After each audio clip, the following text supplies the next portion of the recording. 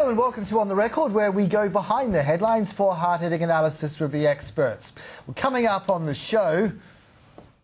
I had this image in my mind of leading a life where I could build a business globally. Breaking the ice, I speak with entrepreneur Jeremy Moon about his inspiration for creating the wildly popular Icebreaker clothing label. First though, rewind a month to the G20 Gab Fest, aka Leaders Summit in Los Cabos, Mexico. Another event, meanwhile, was quietly taking place in tandem, same city, same time. The question being, would and will those G20 young entrepreneurs actually sway their respective political paymasters into action at a time when the market, of course, has its attention far from the innovation front? Well, Jeremy Liddle is a self-confessed entrepreneurial maniac, a string of successful startups to his name, a forthcoming book in the offing, no less, newly minted CEO too of the enterprise network of young Australians.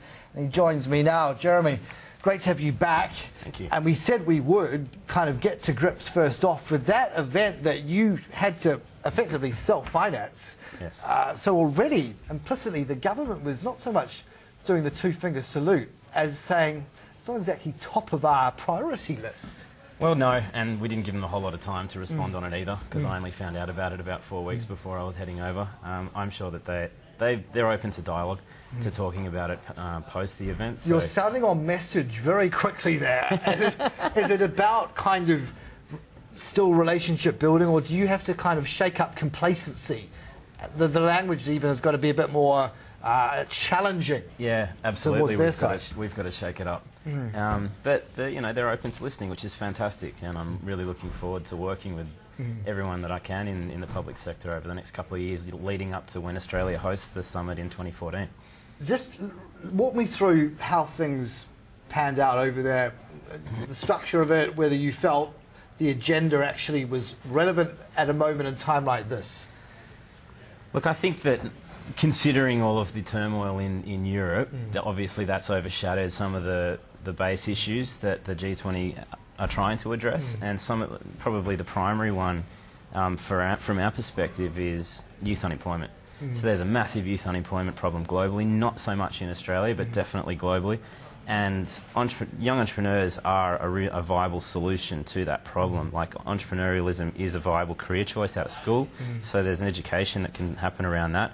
But also young entrepreneurs and businesses under 5 have been the primary contributors to job growth all throughout the GFC. You know, there were businesses less than 5 years old contributed to double-digit job growth throughout the GFC, whereas public sector companies are declining generally. Publicly listed companies. We even got some data a matter of hours ago from the US, which suggests, you know, those businesses that employ less than 50 people, the growth is actually fastest there than it is, say, in even the 5,000 plus. So there's the gulf for you, and there's the growth in that smaller group. Exactly right.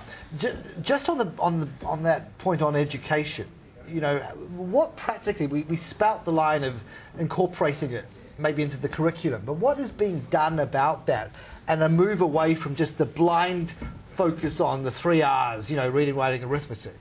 Are you satisfied people have actually got it here, even here? Not even close. I think that the wider cultural understanding of the word entrepreneur is severely lacking, and teaching entrepreneurship in schools is almost non-existent. That's something that I would love to see. In the meantime, and that's a long-term project, because there's a lot of everyone wants their pet project in the curriculum and educated to the young people. So in the meantime, there's a lot of fantastic private sector organisations, some for non-for-profit, some profit, that are teaching entrepreneurship in schools and universities. They're doing a great job. Well, let's talk about one, because you sort of no sooner got back off the plane than sort of an old John Howard's I suppose initiative comes into play for you directly now, with a CEO appointment to your name. Walk me through ENYA, the acronym. Yeah, so ENYA is the Enterprise Network for Young Australians. It was set up in 2003 out of the back of an APEC meeting with the support of John Howard, the Prime Minister at the time, by a guy called Daniel Clark, who's still the chairman of the board. So ENYA is the non-for-profit partner to the G20 Young Entrepreneurs Alliance. So that the alliance is one non-for-profit in each of the G20 nations that are the leaders for promoting youth entrepreneurship. But not just promoting, they fund, they incubate, they mentor, they have teams of mentors, they lobby government, and they create educational products. So these non-for-profits are doing amazing things all over the world.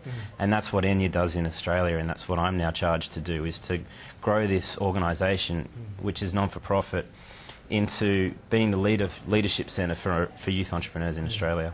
How are you tracking outcomes? Because some take the approach that, you know, the money can't even go out the door before a guarantee is brought back the other way. But that's almost a very blinkered approach. I mean, our outcomes can be a little less black and white than that often.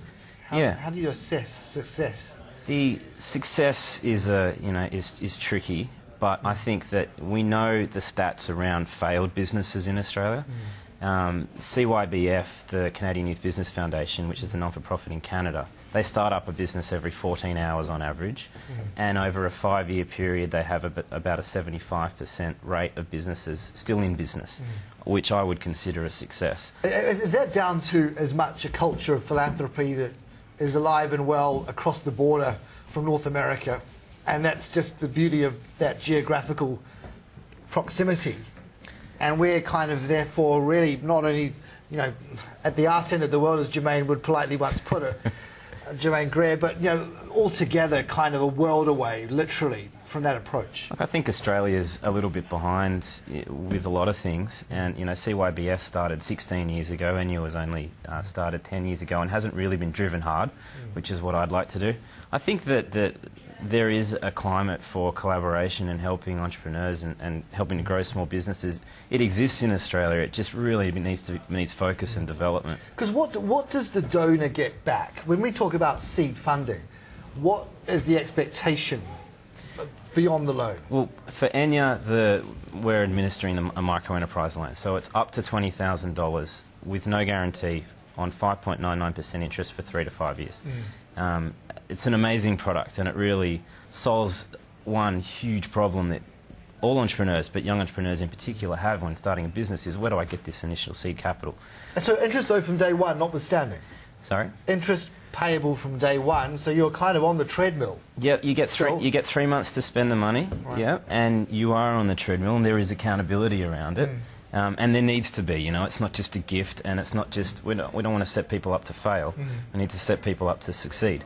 So it comes with a mentor for 12 months. We set the business up with someone. There's a structured mentoring program. So ENYA is one of the accredited partners for the Prince's Youth Business International, so Prince Charles.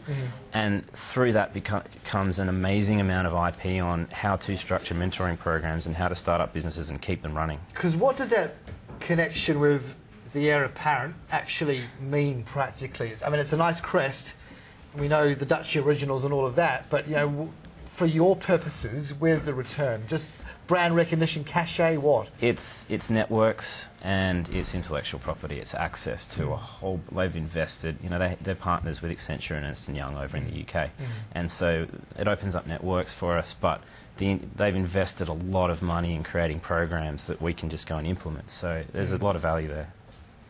All right. From what you've seen, it's early days. You know, from the applications that are coming over your desk into your in-tray, is there kind of, for Australia, a bias towards one kind of sector or one approach that you'd say marks us out? Because that's often been said, we need to become maybe the Norway of the South Pacific. Do something like, do something well and just really go guns blazing. Don't spread ourselves so thin that we're a master of nothing. Yeah, I think that there's a lot of merit in that. And there's as far as applications coming to me, I'm seeing all sorts of things. I'm seeing FMCG businesses, retail businesses, tech-focused businesses, and I think that the tech sector is really exciting in Australia at the moment. You know, companies like Pollenizer and Pushstart that are incubators for tech businesses are doing amazing things in spaces like fish burners. Are you looking for people as well that have been through it rough and know what it is to lose?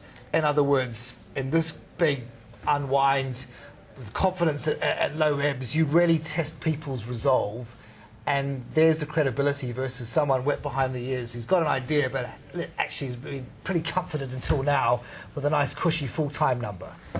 Yeah, it's important. I mean, what we do is really assess their business plan, and so we don't put them through the ringer, but it needs to be solid. It needs to be a really good business plan. There needs to be a lot of thought. You also can have the metal though alongside the mindset. I mean, in other words, Absolutely. you can have the plan, but if you're tested mentally and you buckle, the plan's worth not even the paper it's written on. Exactly right. Yeah, mindset's huge. Jeremy, thank you so much. We've got to move on, but appreciate it. Thanks, and Carson. good luck and congratulations. Thank you very much. Jeremy Liddle there, of course, our new CEO of ENYA Enterprise Network of Young Australians, and his name alongside plenty of other initiatives. Take a short break. Another entrepreneur on the other side of this, the Icebreaker founder, Jeremy Moon, one-on-one next.